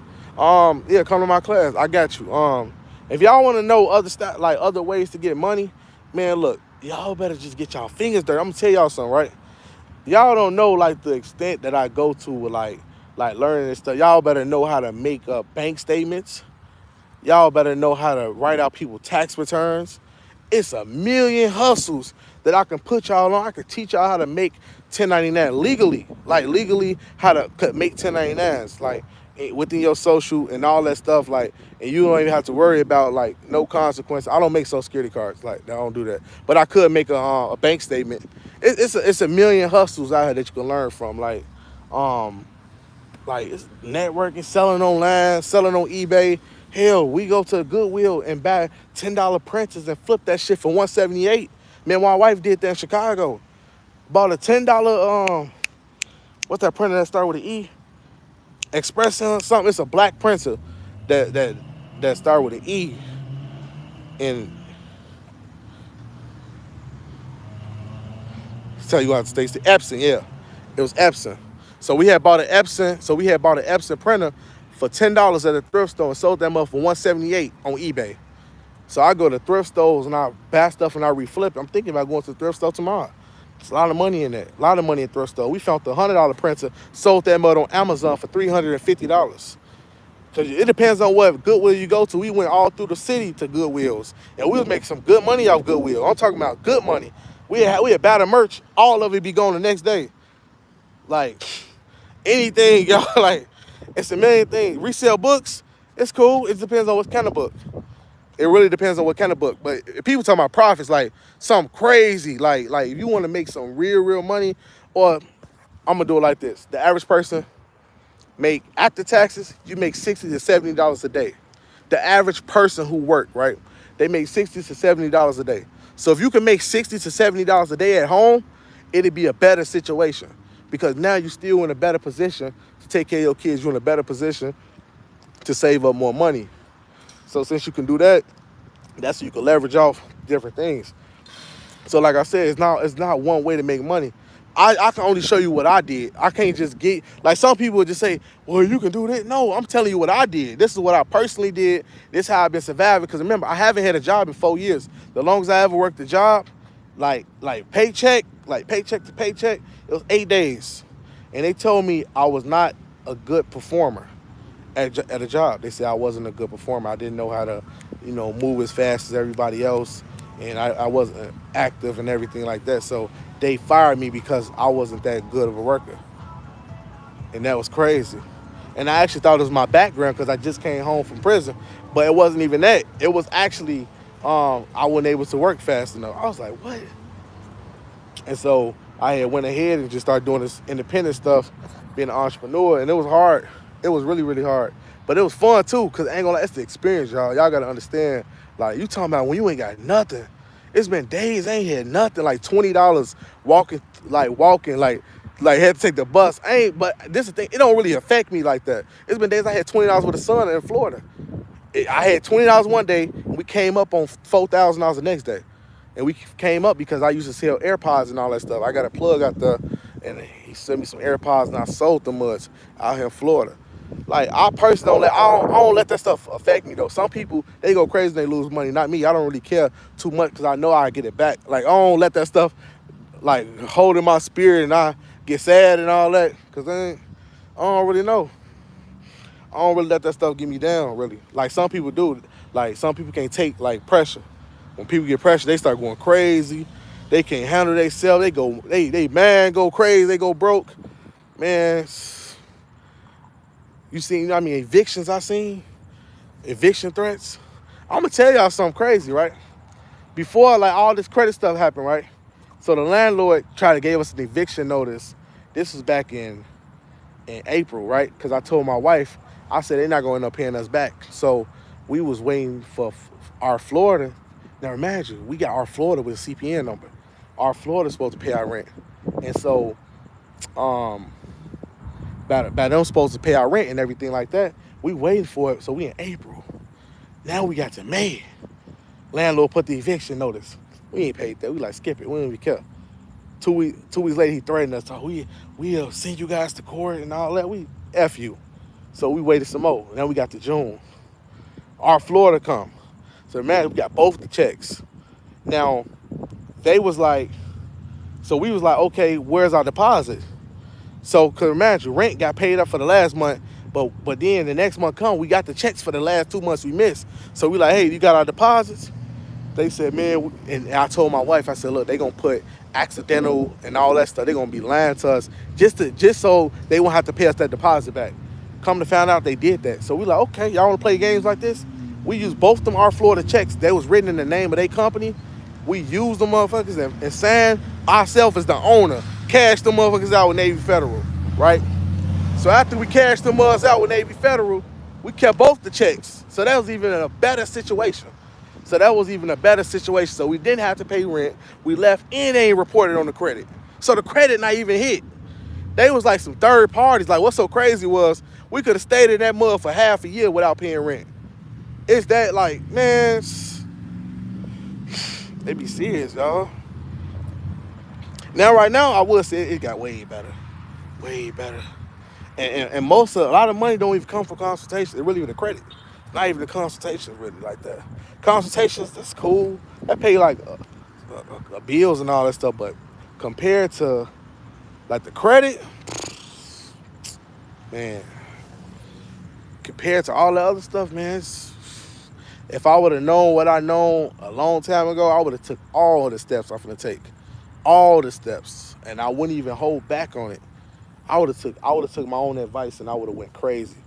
Like, I asked myself, 50,000 on that truck. Do it like I care about a truck? Do you think I care? I get another truck. The truck is not the problem. I get 1,000 trucks. The truck is just a piece of material. That's one thing people fall in love with. They fall in love with cars. And I don't care about no truck. I can get another truck. It's credit, y'all. This is a game. Y'all got to understand, we have to play the game. Stop taking it so serious. It's a game, y'all. It's a game. All you have to do is be strategic in this game.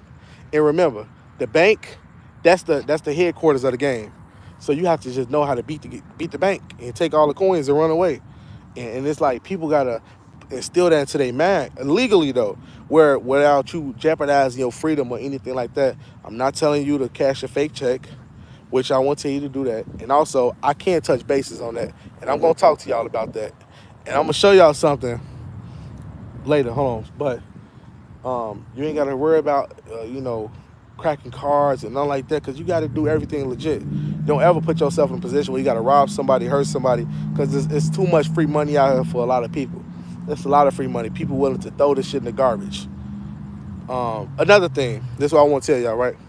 Now, speaking of checks, right, and fake checks and everything like that, I'm going to tell y'all something. It's a difference, right? A fake check and overdraft, it's two different things. And you're going to say, what you talking about, Taquan? Now, this is what I'm saying. So I had a bank account with Blue Van. Hold on. Okay, so I had a bank account with Blue Van. Now, what I did was I deposited my check up into Blue Van, because imagine, cashing a check, if it was fake, it would be considered fraudulent. But cashing your own check would be as overdrafting. So say, for instance, if I had a $5 check inside of a bank, right? Like I had $5 in this bank, but I got a check. And I had another bank account, and said this bank got a couple dollars in there, whatever. And I wrote a $40,000 check to that bank account. That's overdrafting. And I'm gonna tell you why it's overdrafting. Cause nobody proved on any form of record that I committed any fraud. Because fraud would be in the sense of me making a fraudulent check. If it's your check, that's your situation, that's your money, right? So what I did was I had my account with Chase, and I wrote myself out a check for $30,000. Now I wanted to see what's gonna happen. That mud cleared. It cleared the whole 30. Whole 30 got cleared. So I'm looking like, what? So I had did this, I cashed out myself. I'm like, wow. And it was like, what's so crazy was it was legit, because it was my check. It was my bank account, but it just didn't have all the funds. So all it did was ran my account to negative. And once it ran my account to negative, I didn't pay, it just closed out. Fraud would have been if you bring a fictitious check with a fictitious number, because the banking institution can be verified. That's what make it a fraud. But what don't make it fraud, if you had a bank account and you write yourself a check and that other bank is verifiable, but you didn't have the funds, that's not fraud. That's only overdrafting. It's the two different things. I just look at the legal aspects of things. If it was illegal, I'd be like, yes, illegal. It's not illegal. There's nothing illegal about writing yourself a check to your other bank, even though you don't have the sufficient funds to cover that amount. That's called overdraft. Look that up. I looked that up. I searched up the laws and everything. That's just overdraft. Overdraft, you can overdraft your own account. So I overdraft my account $30,000. Boom. I was only able to take out 19 though. I was only to take out 19,000, but that was cool though. It was fucked up. So I was like, oh, okay, that's cool. Boom, got that. And then I'm keep building, right? But it's like a million loopholes, but I do everything legit. So I don't steal or anything like that. So I make sure everything is legit.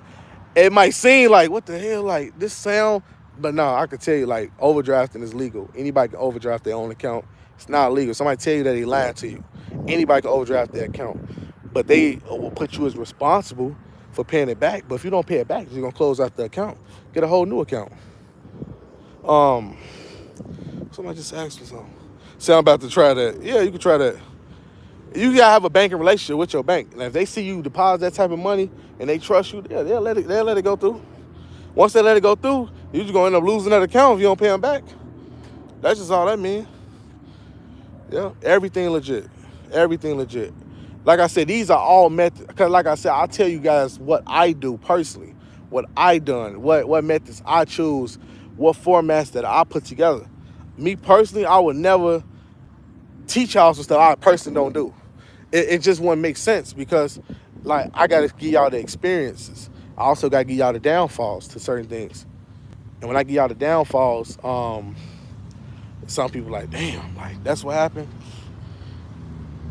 at that account.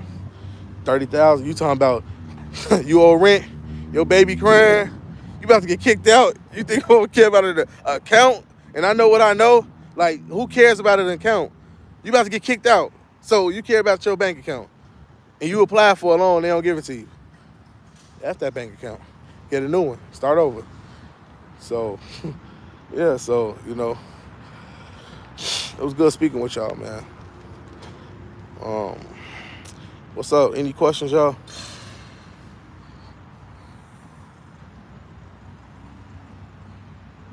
Tell me what to check. Yeah. I'm gonna show that evidence too. That's when I was with Blue Van. Man.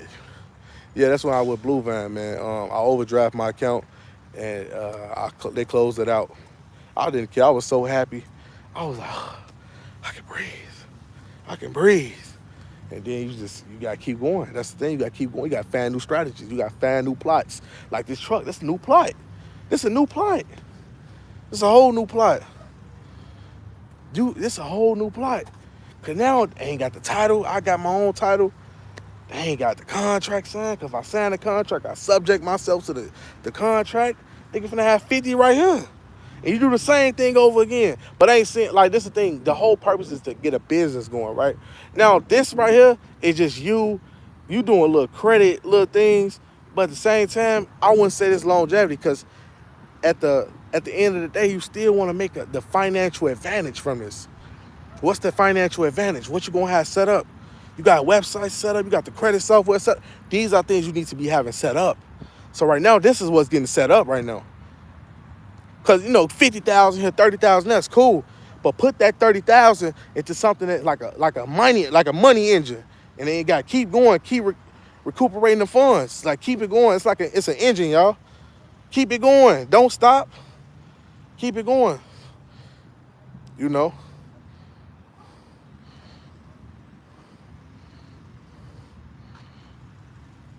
When can you teach the technique for writing yourself a check? It just, all you doing is you just getting say for instance, say if you bank with Bank of America, right? And you writing a check to Bank of America from Navy Federal. But both of these are your accounts. You writing yourself a check and you just putting at the bottom transfer. Put transfer for memo, for like the memo, what they gonna have down. And once you put the transfer in, you put the amount of money that you send yourself. So say if it's 10,000, but you don't got 10,000 in your account. Your account really just gonna go in the negative. Like I did that before. It's just gonna go in the negative. That's all it's gonna do, is gonna go in the negative. Fraud would be when you create fictitious checks. A fake check is when you write a check with no account balance. It's not linked to you. It's not a real bank account. It just it look like a legitimate check, but it's not check. That's fraud. Overdrafting is when you write a check from to yourself, from yourself, with your name on it, and that bank got your name on it. And what happened is it went through, but the funds wasn't cleared by the institution, but they temporarily credit the account. Once they temporarily credit the account, you remove the funds, it just put the account in negative. Now, they reviewed the check not false or fake, so they can't kick you off the account immediately. So what the banks will do is keep it negative, let's say 2-3 weeks. They're like, hey, you going to put some money back in this account? You don't put money in the account closed. That's it. That's all it is. No investigation, no police reports, nothing. It's not illegal. Not illegal at all. I feel like my bank got declined because the fund's not there. Absolutely, get your correction done. I want out of jurisdiction. So I'm gonna overdraft 30K, then I'm coming to invest with you, fam. Y'all look, follow whatever method y'all want to follow, man. This is what I did to survive. These are those I call survival methods because I don't want to lose my bank accounts.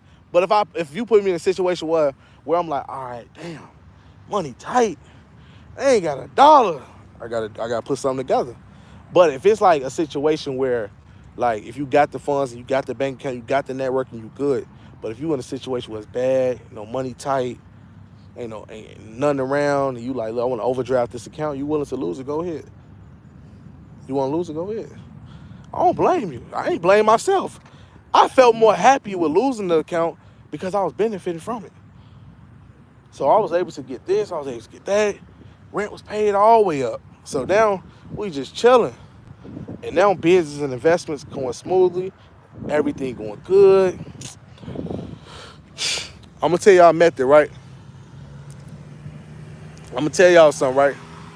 Y'all know I'm a Forex trader, right? I used to be an ex-Forex trader. Now I'm going to tell y'all something. Now these are facts, right? And I'm going to screenshot it now. This is Forex company called Vid Forex.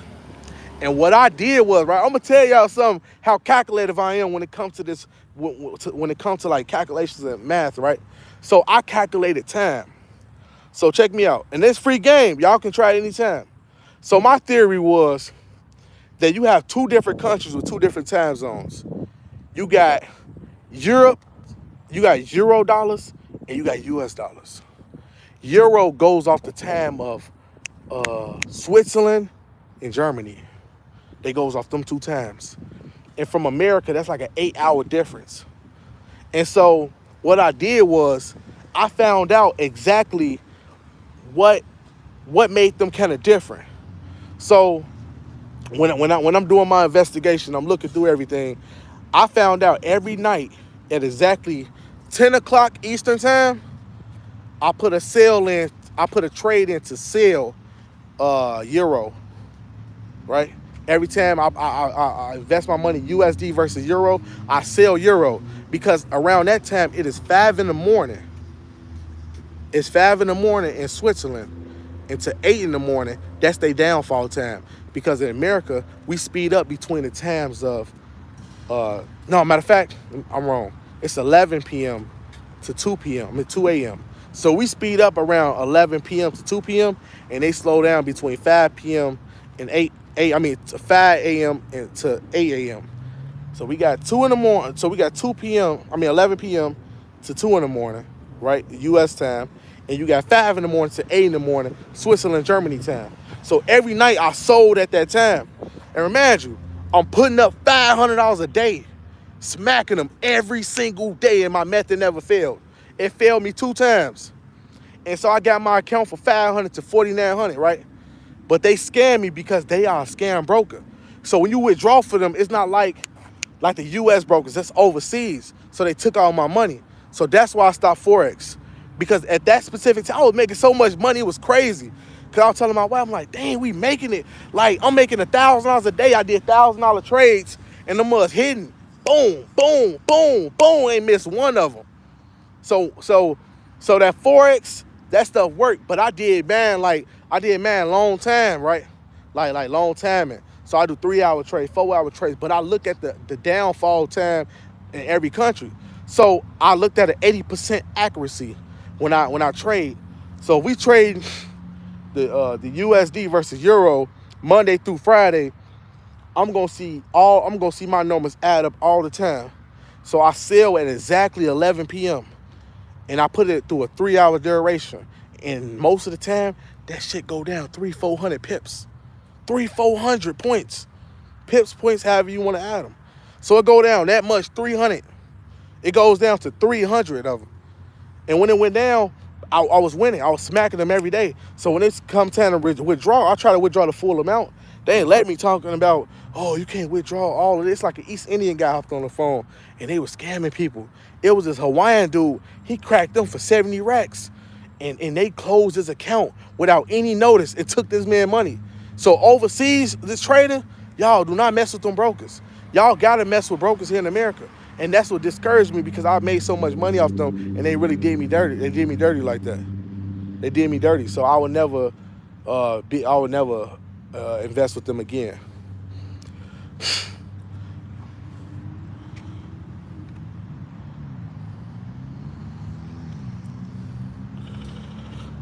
Yeah, y'all. Yeah, man. I personally wouldn't deal with them no more. Yeah, they been getting over on people, man.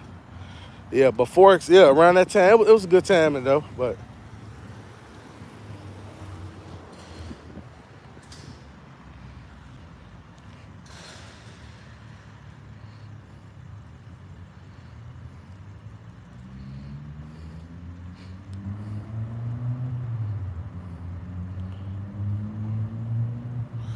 talk about rescission.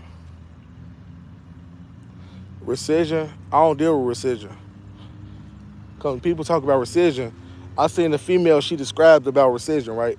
But what she really interpret, what she know, no, hold on, she misinterpreted the whole thing. What she was trying to say, she was basically trying to tell them that they was in the wrong, and pretty much they gave her an upgrade in the sense of phones, whatever the case might be. But rescission, like I never dealt personally with rescission, and I don't even deal with negotiable instruments such as like discharging debt. And the reason why I say that because I tell you guys all the time that every corporation has their own private right to make sure that like they can pretty much accept whatever form of payment that they want. They can accept the promissory note or anything like that. And so people will be like, oh, well, they have to follow the truth in lending and the United States codes. But listen, when the United States codes, it protects you in a sense of government, and the government protects itself from you. But you talking about private corporations are not obligated to U.S. codes. If they did, don't you think everybody be using it? It's not government. That's why when you go to federal court and you get sentenced and go to jail, they can waive your restitution. Do you think a Bank of America, if you owe them a house, they're gonna waive your mortgage fee? No, it's not government. We can't mix them up, y'all. Private corporations are not government. They are just private corporations. So Amazon is not the United States federal courts. Target is not the United States Department of State. This is what is best to use rescission, discharging debts with.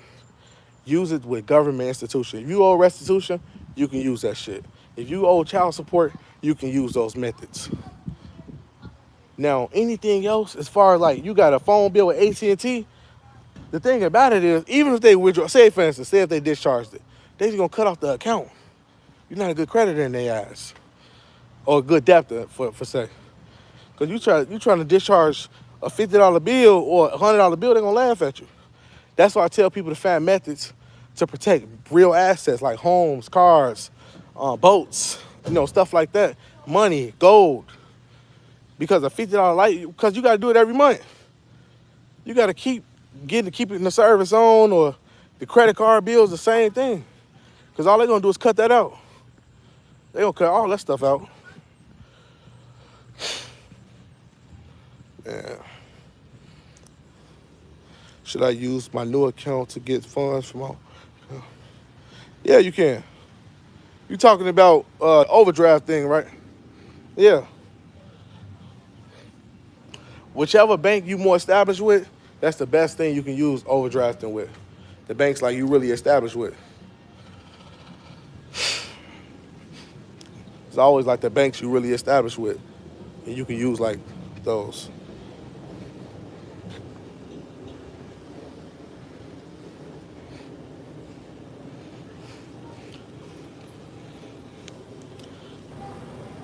She was saying.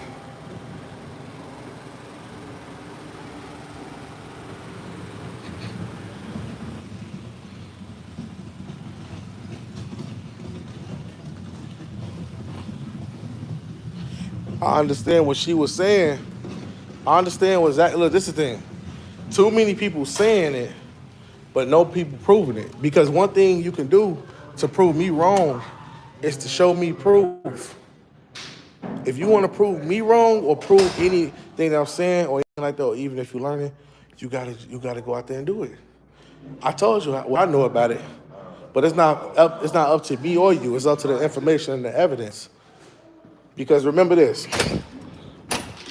if I did the 1099A right, once I filed the 1099A right, if I was to did the 1099A, once I did the 1099A, once that check would have came in, I would show y'all the check. I'm not gonna show y'all the forms. I'm gonna show y'all the check. Wasn't no check. It's over with. Like, I'm not gonna keep trying to test a theory that didn't work. Like, especially after you got the evidence. Then people want to say, oh, you have to change the status. Then listen, y'all can't mix status with credit, with corporations or anything like that. An East Indian man is not a U.S. citizen. He have a corporation in America. A Chinese man is not a United States citizen most of the time, but they still have corporations in America. A Korean man is not a U.S. citizen, but he have corporations in America. A Jamaican man might not be a U.S. citizen, but he have corporations in America. Did he change his status? No, they just got corporations that they operate in. They foreigners too, just like you say they're a foreigner to the United States too.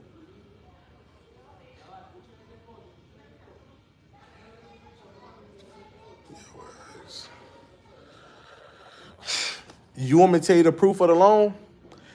This, look, check this out. Oh, I'm glad I got it in my pocket. Hold on, do I got it in my pocket? Right here, look. This the proof of loan. This is the proof.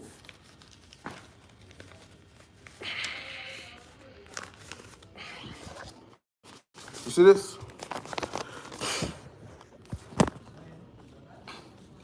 The loan, oh shoot. Look, check this out, right? Look. The loan was this. This was the loan. The moment you signed this promissory note, this was the loan. This when it started. Not even the car is not the loan. It's when you sign these documents, the promissory note and the promise to pay. You see this finance amount? $66,000, right? This is the loan. Once you sign this, right, hold on, check this out. Check this out, y'all. Once you sign it, look, once you sign the bottom of this, this is when the loan starts. This is where they take to court. So anytime a creditor is suing you for your vehicle and they want your car to come back to them and they try to get like a judgment on your vehicle, this is what happened. This is what happened. They need you to sign the promissory note. That's why I be meaning y'all about these silent contracts. So your signature, once you sign this, you just agreed that you're gonna pay the whole damn loan. You are obligated to pay the loan. And look, and these are all everything in the small prints, right?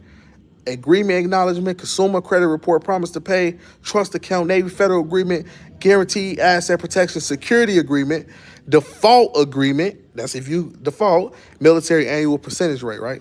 But this is all the agreements right here. This is how they get you. So like I said again about jurisdiction, this is contract jurisdiction. This is how they get y'all. Soon y'all sign this, it's over with. Ain't no damn rescinding, nothing. You saying this is over with. You obligated to that. Here go my second loan, right? Now check this out. Oh shit, got my address on there, but I don't even care. Hold on, let me show y'all something, right? Hold on. Check this out. Y'all see this? Y'all see this?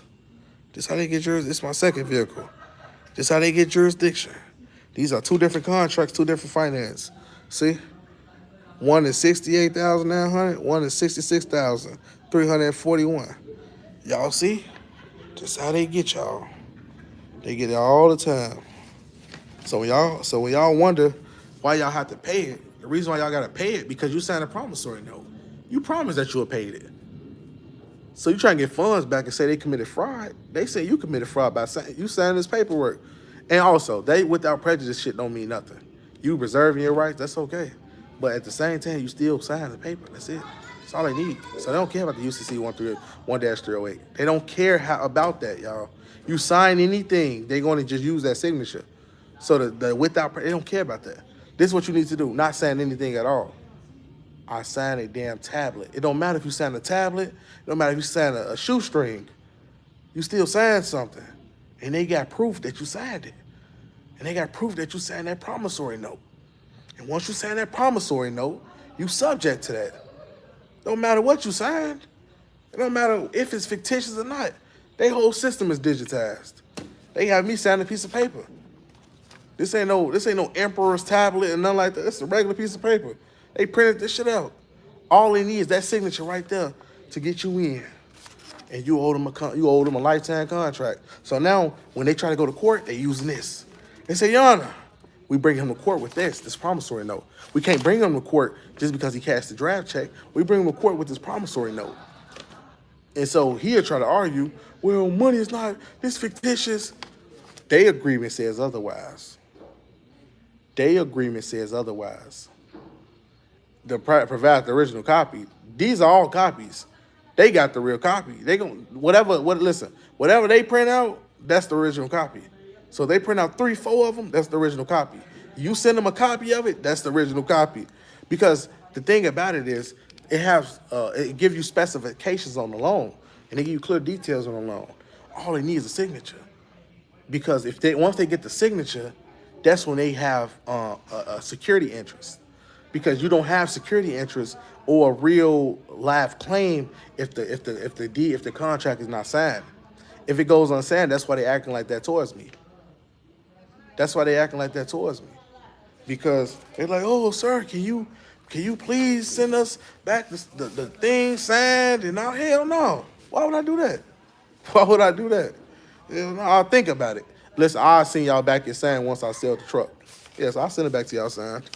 But besides that, no, why would I do that? Y'all hurting y'allself. Why do people hurt themselves like this, man? And then on top of that, you paid the note off. So when y'all get a car note, you're not supposed to pay it. Y'all pay it. One payment is the proof that you was obligated to that. That's why it's on your credit report. You made one payment. So imagine, this on my credit report, no payment been made. No contract's been signed. And then not the lien holder. Boom, take you clear out the way. But say if it was otherwise. Say if I signed this, and say if I put them as a lien holder, and I made a payment, you killed yourself. It just when times get hard, when people really can't pay their car notes, they want to use this USC, this the rescinding shit. When shit get hard, that's when they want to use it. Nothing wrong, like I said, it's a learning situation for everything, right? Now, if you got the car and you can't pay it, have the shit in the garage. You know that you just gotta have more. You know, like us, we ain't got the truck right in the front. Ain't no had. Now, if I contracted with me, I had them over there, had it in garages and everything. You feel me? So now they don't got no power. Because they keep telling me, sir, have you signed that contract? Because they know they weak without me signing it. I ain't gonna never sign it. It's just like a record deal. You ain't never supposed to sign it. You gotta read everything. I read everything and I don't like what I read.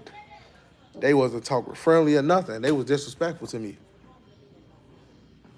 Yep, never signed, y'all. Never signed. You know, they was disrespectful towards me. They wasn't righteous. So I think I'm gonna hold on to their truck. I'll sign it once I sell the truck and get my money. Once I do that, then yeah, I'll sign a contract. Then I file for bankruptcy. Not just ain't gonna file for bankruptcy. Actually, I'm gonna pay it. I'm gonna pay it once I sell the truck. I pay it every day. I'll keep paying notes just to keep my relationship with them good. Cause you know I like Navy Federal. They really like my family, y'all. And you never wanna do that to your family. $100,000 auto loan, return the truck, and start over with the EIN. Who the fuck finna return the truck? You return the truck, you shaking a dice on if you might get a $100,000 auto loan. The bank can feel otherwise. Listen, this is the thing. Y'all better secure y'all assets. Yeah, y'all better secure y'all assets. $100,000 auto loan, return the truck, and start over with it. No. You keep the EIN, you ain't gotta start over. Keep it. You ain't gotta do nothing. You can keep the whole thing. Keep the truck, keep the EIN number, and you trying to keep the assets too. A lot of y'all don't want to lock in y'all assets. That's why everybody losing out. A lot of people losing out. Cause guess what happened when you pay 80% of that truck? And what happened? You pay 80% of it, right? And you miss 3 payments. They repoing your car. nothing really secure unless everything is paid off. Listen, I'm finna explain one thing to you. You gotta understand one thing. Everything is secured because there's no contract. Y'all have to know contracts, y'all. Please, y'all have to know this. Learn, y'all. Y'all have to know contracts. If you sign the promissory note, you are done.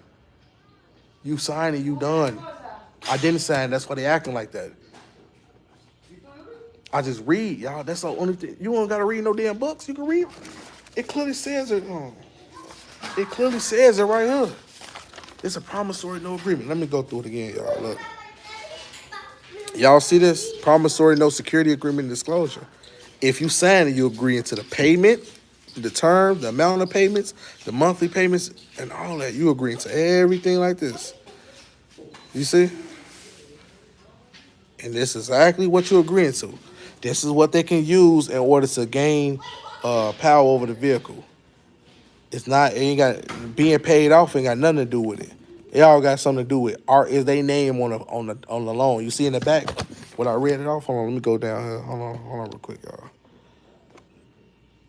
Here go right. Hold on. Whew, damn. Wow, I really can't be.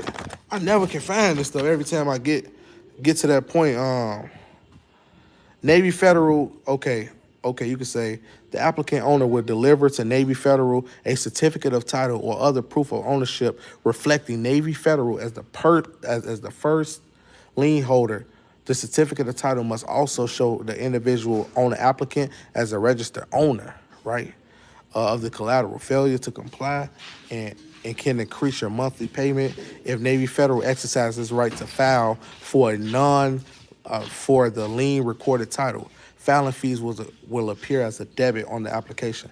So if Navy Federal can file for a lien recorded title only if I sign this. That's when they can file for it, right? So let me show y'all one more thing. Hold on. I gotta find, hold on, give me 1 second, y'all.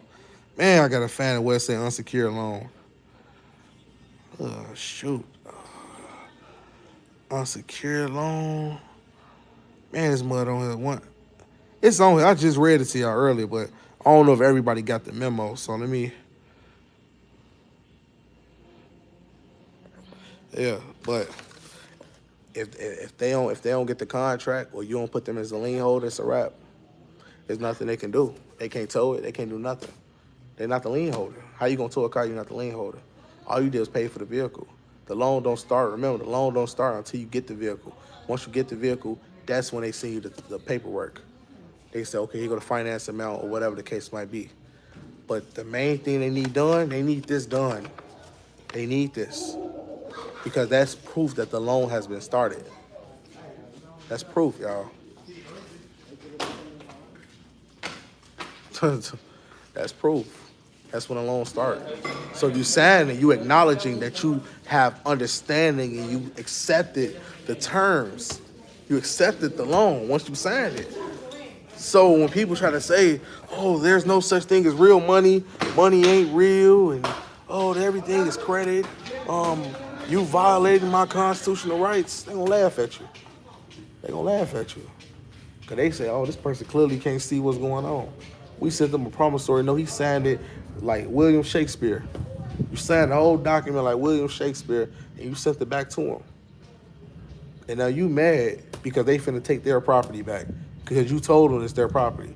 That's the thing. Everybody, you telling them it's their property, so now they're taking their property back and you got a problem with it. You can't do that. That's unfair. That's unfair to the banks. That's unfair to them. So, if y'all want to, protect everything like that, follow these methods. Also, if you want to keep making payments on the car, you can. It don't really hurt. You still can make payments on the car. But the main thing is signing that promissory note.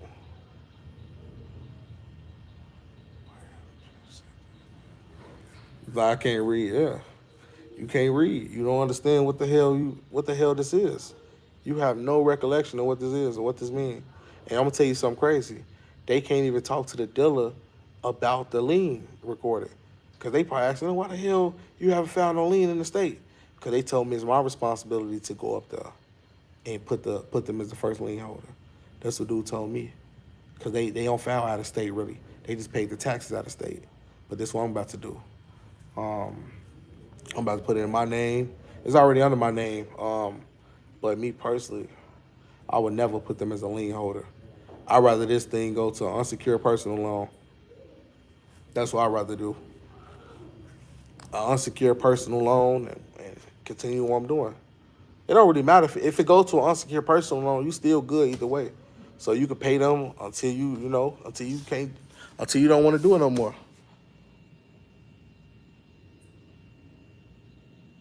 Yep. Well, they got all that. All it needs right here is your signature, right? You see? Let me show you. So they voluntarily put your name right here, but they just want you to put that signature above your name. See right here. They want you to put your signature right there, a good juicy signature, so they can record it. Now they got power. This is what they're gonna take to court.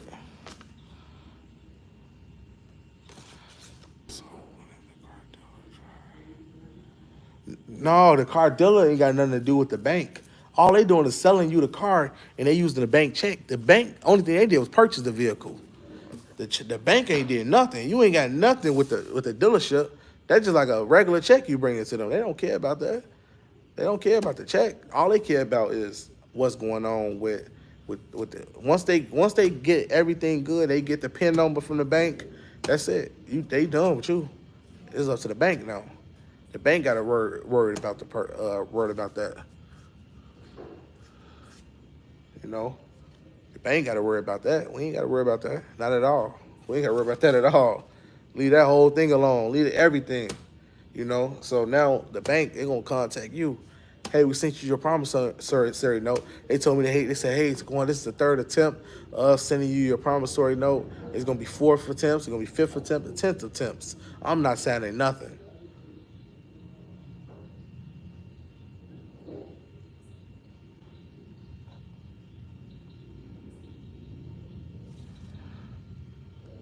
Huh. Yeah, man. You sign it, you're just obligated to. That, like I said, you can do any method y'all want. This is just what I did personally. This is what I figured out, and you can follow anything you want. I'm only gonna be on here 5 more minutes. Then I'm finna go in the house, y'all. It was good speaking with you guys, y'all. I'm glad we was able to talk. I'm actually gonna make a better title for this because we really talked about everything. We talked about the 1099. No, did we touch bases on the 1099? You get a car without signing by releasing the forms from the dealership. That has nothing to do with the promissory note, y'all. When y'all first get approved for a loan at Navy Federal, they give you a draft check. It's not in-house financing. So when they give you a draft check, you got the power to, with a check, and you can go around to any dealership you want to purchase a vehicle. Once they put the vehicle you want, they call your bank and they give you a number. They say do not exceed this amount. And so what happened usually is you're gonna take it to the dealership and they're gonna put the paperwork in or whatever. They're gonna give you the car. You gotta sign a release documents. That has nothing to do with the bank. That has release documents to do with the dealership because you buying a car as is. There's no returns on vehicles. You can't return a vehicle unless there's something wrong with it, like the engine messed up. But I bought my car brand new. I didn't buy it used. It had no miles. It had 17 miles. Of course, it's factory. It came right out the factory. But man, it came straight out the factory. Smelled like a brand new car and everything like that. So, right there, that's it. Then after that, that's when the bank gonna get your ass. That's when they gonna come to you. Hey, can you sign these documents? Cause you got the loan or whatever. And you don't gotta sign nothing. You just look at it. You look at the documents, throw it in the trash or something like that. That's just my take on it. The best thing, I tell you guys, do not register it in the state that you live in. That dealership can electronically file it to Tallahassee's. Now, I live in Florida. Our state capital is Tallahassee's. They're going to electronically file it to Tallahassee's, and they're going to put a lien on it. Do not do that. You have to get it out of state. So you got to be in your state, and you say the car is going to be in another state, and they can't electronically transfer it for the most part.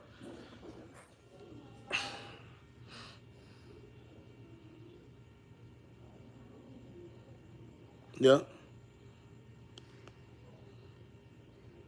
Appreciate it, King. Will, thank you.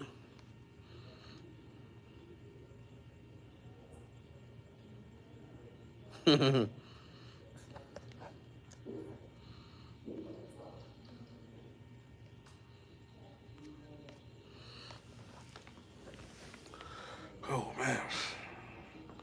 Oh, man. Shoot. Man, it's a long day, man. It's a long day, family, man. I had a good time with y'all.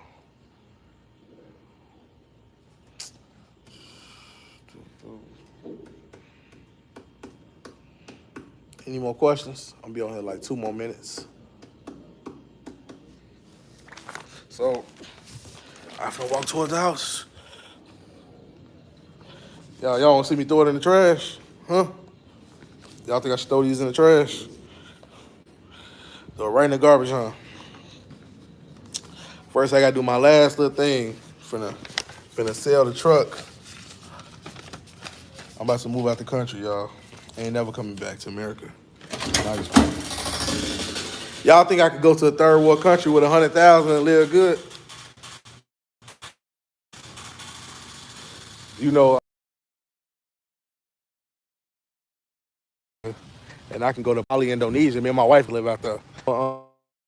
He gonna be the new TaquaneX. His name might be Michael X or something like that. Ghana, I went to Africa. Africa, it did not resonate with me like that. I ain't gonna even lie to you. I liked it, Africa a lot. They treat you like a king. But the first night I got out there, I was like, just out of my mind. I don't know, but I started liking it towards the end. I don't know. It was cool.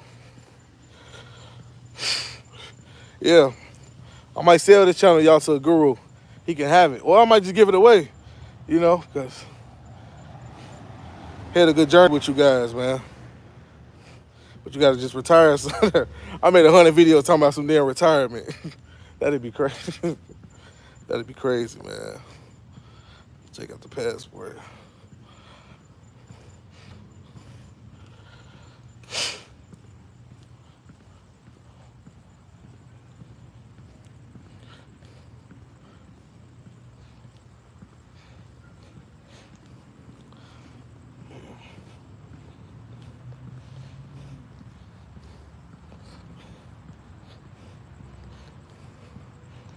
Thought you would still know how to find me. No, Noma's got to get changed and everything. I'm gonna have